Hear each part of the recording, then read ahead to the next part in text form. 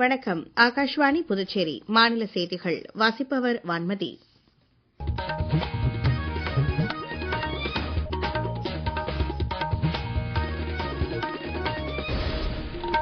தலைப்புச் செய்திகள். வளர்ச்சியடைந்த பாரதம் என்பது நமது கனவு அல்ல, அது நமது குறிக்கோள் என குடியரசு துணைத் தலைவர் திரு ஜெக்தீப் தன்கர் தெரிவித்துள்ளார். பிரதமர் திரு நரேந்திர மோடி 3 நாள் பயணமாக குஜராத் மாநிலத்திற்கு சென்றுள்ளார். சகோதரத்துவத்தையும் ஏழைகளுக்கு உதவி செய்வதையும் வலியுறுத்தும் இஸ்லாமியர்களின் புனித ரமலான் நோன்பு நாடு முழுவதும் இன்று தொடங்கியது. தமிழகம் மற்றும் புதுச்சேரியில் +2 பொதுத் தேர்வுகள் நாளை நடைபெறவுள்ளன. இனி விரிவான செய்திகள். 3 நாள் அரசுமுறை பயணமாக குஜராத் மாநிலத்திற்கு சென்றுள்ள பிரதமர் திரு நரேந்திர மோடி இன்று சோம்நாத் ஆலயத்திற்கு செல்கிறார். ஆலயத்தின் அறக்கட்டளை தலைவராக உள்ள அவர் அறக்கட்டளை நிர்வாகிகள் கூட்டத்திற்கு தலைமை ஏற்கிறார். கூட்டத்தில் சோம்நாத் ஆலயத்தின் வளர்ச்சிப் பணிகள் குறித்து முக்கிய ஆலோசனை நடத்துவார். பின்னர் ஜாம்நகரில் உள்ள வந்தாரா தேசிய விலங்கு பூங்காவிற்கும் அவர் செல்கிறார். பூங்காவில் பராமரிக்கப்பட்டு வரும் விலங்குகளை பார்வையிடும் அவர் தொடர்ந்து தேசிய வனவிலங்கு வாரிய கூட்டத்திற்கும் தலைமை வகிக்கிறார். நாளை பிரதமர் ஆசிய சிங்கங்களின் கடைசி வசிப்பிடமான கிர் தேசிய பூங்காவில் காட்டு சஃபாரி மேற்கொள்வார். வளர்ச்சியடைந்த பாரதம் என்பது நமது கனவு அல்ல என்றும் அது நமது குறிக்கோள் என குடியரசு துணைத் தலைவர் திரு ஜெக்தீப் தன்கர் தெரிவித்துள்ளார். கேரள மாநிலம் திருவனந்தபுரத்தில் பாரதிய விசார கேந்திரம் ஏற்பாடு செய்திருந்த 4வது சொற்பொழிவு நிகழ்ச்சி ஒன்றில் அவர் பங்கேற்று பேசினார். கடந்த 10 ஆண்டுகளில் இந்தியாவின் வளர்ச்சிப் பாதையை அவர் எடுத்துரைத்தார். மக்களை மையமாக கொண்ட கொள்கைக்கும் வெளிப்படையான நிர்வாகமும் நாட்டுக்கு உத்வேகத்தை அளித்துள்ளன என்றும் அவர் கூறினார். 140 கோடி மக்களை கொண்ட நாட்டில் ஒவ்வொரு வீட்டிலும் கழிப்பறை, மின்சார இணைப்பு, தண்ணீர் இணைப்பு, எரிவாயு, இணைய வசதி, அனைத்து பகுதிகளிலும் சாலை, ரயில், சுகாதாரம், கல்வித்துறையின் வளர்ச்சி போன்றவை நமது வளர்ச்சிப் பாதையை வலுப்படுத்தி உள்ளதாக அவர் குறிப்பிட்டார். ஜாதி, இனம், மொழி ஆகியவற்றை பொருட்படுத்தாமல் கடைசி வரை இருப்பவர்களுக்கு பலன் சென்றடைய வேண்டும் என்பதற்கான முயற்சிகள் மேற்கொள்ளப்பட்டுள்ளதாகவும் அவர் தெரிவித்தார். போதைப்பொருள் கடத்துபவர்களை தண்டிக்க மத்திய அரசு உறுதியுடன் உள்ளதாக மத்திய உள்துறை அமைச்சர் திரு அமித்ஷா தெரிவித்துள்ளார். இது தொடர்பாக அவர் தமது சமூக ஊடக பதிவில் வெறும் பண ஆசையால் கடத்தல்காரர்கள் இளைஞர்களை போதைக்கு அடிமையாக்கி அவர்களது வாழ்க்கையை இருட்டில் தள்ளி வருவதாக தெரிவித்துள்ளார். மத்திய அரசு பல்வேறு வகையில் போதைப்பொருள் தடுப்பு நடவடிக்கைகளில் ஈடுபட்டு வருவதாகவும் அவர் கூறினார். இத்தகைய நடவடிக்கைகளின் பயனாக நாடு முழுவதிலும் நீதிமன்றங்களில் 12 வழக்குகள் விசாரிக்கப்பட்டு 29 போதைப்பொருள் கடத்தல்காரர்கள் தண்டிக்கப்பட்டுள்ளதாகவும் அவர் தெரிவித்துள்ளார். போதைப்பொருள் அற்ற இந்தியாவை உருவாக்கும் வகையில் பிரதமர் திரு நரேந்திர மோடி தலைமையிலான அரசு துல்லியமான புலன் விசாரணையை மேற்கொண்டு போதைப்பொருள் அச்சுறுத்தலை எதிர்த்து போராடுவதாக அவர் கூறினார்.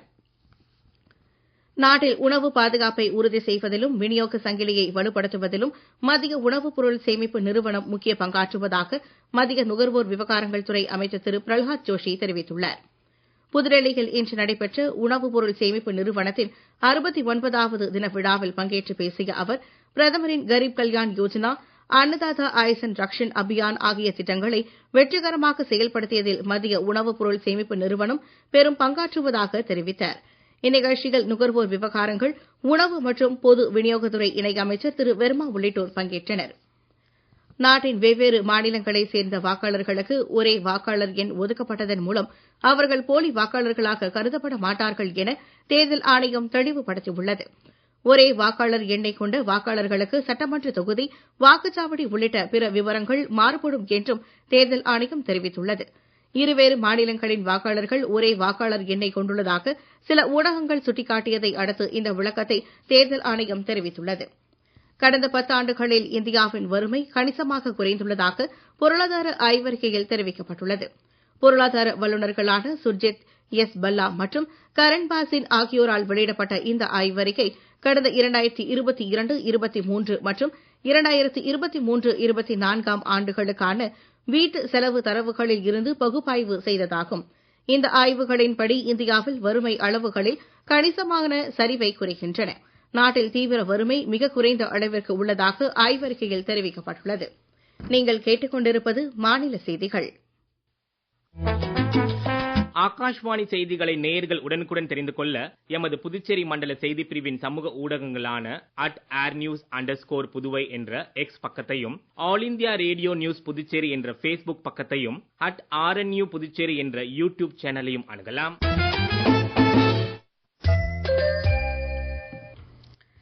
இலங்கை கடற்படையினரால் கைது செய்யப்பட்டுள்ள தமிழக மீனவர்களை விடுவிக்கும் முயற்சியில் மத்திய அரசு தொடர்ந்து ஈடுபட்டு வருவதாக மத்திய வெளியுறவுத்துறை அமைச்சர் டாக்டர் ஜெய்சங்கர் தெரிவித்துள்ளார். தமிழக பாஜக தலைவர் திரு அண்ணாமலை மீனவர்களை விடுவிக்க நடவடிக்கை எடுக்குமாறு கோரிக்கை விடுத்து எழுதியிருந்த கடிதத்திற்கு பதிலளித்திருந்த அவர், இந்திய மீனவர்களின் நலன் மற்றும் பாதுகாப்பே மத்திய அரசின் உயர் முன்னுரிமை என்று அவர்களை பாதுகாப்பதற்காக இயன்ற அனைத்து முயற்சிகளையும் தொடர்ந்து மேற்கொண்டு வருவதாக தெரிவித்தார்.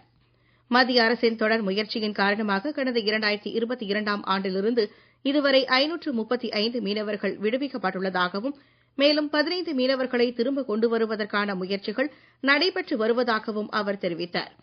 இவர்கள் தவிர இலங்கை சிறையில் உள்ள மீனவர்களை மீட்கும் நடவடிக்கைகள் தொடர்ந்து நடைபெற்று வருவதாகவும் அவர் தெரிவித்தார். சகோதரத்துவத்தையும் ஏழைகளுக்கு உதவி செய்வதையும் வலியுறுத்தும் இஸ்லாமியர்களின் புனித ரமலான் நோன்பு நாடு முழுவதும் இன்று தொடங்கியது.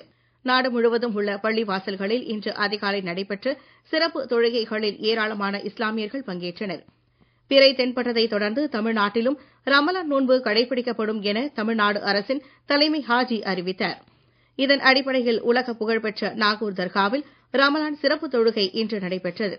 தொடர்ந்து பல்வேறு பகுதிகளில் உள்ள பள்ளிவாசல்களில் தொழுகைகள் நடைபெற்றன. புனித ரமலான் நோன்பு தொடங்கியுள்ளதை ஒட்டி பிரதமர் திரு நரேந்திர மோடி நாடு முழுவதிலும் உள்ள இஸ்லாமியர்களுக்கு வாழ்த்து தெரிவித்துள்ளார். இது தொடர்பாக அவர் வெளியிட்டுள்ள சமூக ஊடக பதிவில், இந்த புனித நாள் சமுதாயத்தில் அமைதியையும் நல்லிணக்கத்தையும் கொண்டு வரட்டும் என தெரிவித்துள்ளார். இந்த புனித நாளில் நன்றி உணர்வும் அர்ப்பணிப்பும் பிரதிபலிப்பதுடன் கருணை, அன்பு, சேவை ஆகிய நற்பண்புகளை நாட்டு மக்களுக்கு நினைவூட்டுவதாக பிரதமர் தெரிவித்தார். உத்தரப்பிரதேச மாநிலம் பிரயாக்ராஜில் கடந்த 24ஆம் தேதி முடிவடைந்த மகா கும்ப மேளாவை ஐக்கிய அரசு அமீரகத்தின் ஊடகங்கள் பெரிதும் பாராட்டியுள்ளன. கல்ஃப் நியூஸ், கல்ஃப் டுடே உள்ளிட்ட அந்நாட்டின் மிக பிரபலமான பத்திரிகைகள் உலகின் மிகப்பெரிய ஆன்மீக ஒன்றுகூடலாக நடந்து முடிந்த கும்பமேளா இருந்தது என்றும், அதில் ஐக்கிய அரபு அமீரக மக்கள் கலந்து கொண்டது குறித்தும் புகழ்ந்து கட்டுரைகளையும் செய்திகளையும் வெளியிட்டுள்ளன. உலகத்தை ஈர்த்த இந்த ஆன்மீக திருவிழாவிற்கு சிறப்பான ஏற்பாடுகள், போக்குவரத்து ஆகியவை குறித்தும் கட்டுரைகள் வெளியிடப்பட்டுள்ளன. கலாச்சார செழுமை மிக்க நிகழ்வுகள், ஆன்மீக முக்கியத்துவம், தொழில்நுட்ப பயன்பாடுகள் ஆகியவை இந்த பிரம்மாண்ட திருவிழாவை உலக அளவிற்கு கொண்டு சென்றுள்ளதாக ஊடகங்கள் தெரிவித்துள்ளன. தமிழகம் மற்றும் புதுச்சேரியில் +2 பொதுத் தேர்வுகள் நாளை தொடங்கி வரும் 27ஆம் தேதி வரை நடைபெறவுள்ளதாக மாநில பள்ளி கல்வி இயக்ககம் அறிவித்துள்ளது. இதற்காக புதுச்சேரியில் 20 தேர்வு மையங்களும், காரைக்காலில் 5 தேர்வு மையங்களும் தேர்வு செய்யப்பட்டு அதற்கான மைய முதன்மை கண்காணிப்பாளர்களும் அலுவலர்களும் நியமிக்கப்பட்டுள்ளனர். இவ்வாண்டு புதுச்சேரி பகுதியில் 86 தனியார் பள்ளிகளைச் சேர்ந்த 6992 மாணவர்களும் 362 தனித் தேர்வர்களும் தேர்வு எழுதவுள்ளனர். இதேபோல் காரைக்காலில் 16 தனியார் பள்ளிகளைச் சேர்ந்த 640 பள்ளி மாணவர்களும் 111 தனித் தேர்வர்களும் தேர்வு எழுதவுள்ளதாக மாநில பள்ளிக் கல்வி இயக்ககம் தெரிவித்துள்ளது.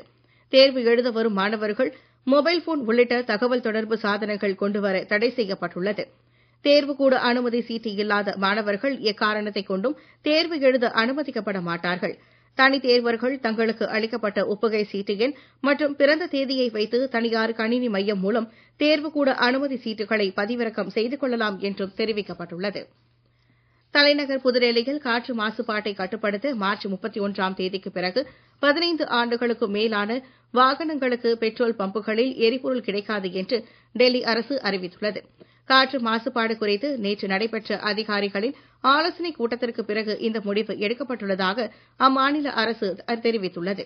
15 ஆண்டுகளுக்கு மேலான வாகனங்களை அடையாளம் கண்டு அவற்றை நகரத்திற்குள் நுழைவதையும் வெளியேறுவதையும் தடுக்க குழு அமைக்கப்படும் என்றும் அரசு தெரிவித்துள்ளது. மீண்டும் தலைப்புச் செய்திகள்.